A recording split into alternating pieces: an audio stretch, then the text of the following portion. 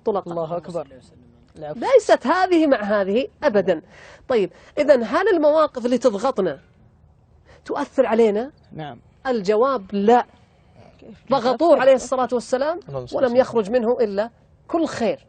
المواقف الضاغطة تفعل كما سأفعله الآن مع البرتقالة.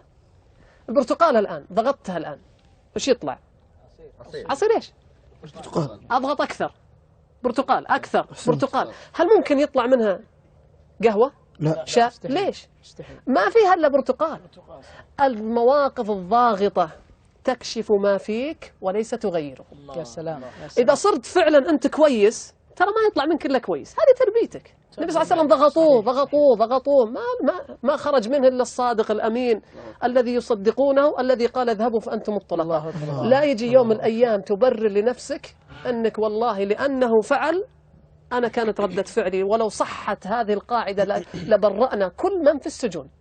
كلهم يجي يقول لك تبريرات، هو لف علي أنا سويت أنا ضربت بحديدة، إذا لبرأناهم مما فعلوا. لذلك المواقف الضاغطة تكشفنا أمام أنفسنا وأمام الآخرين ولا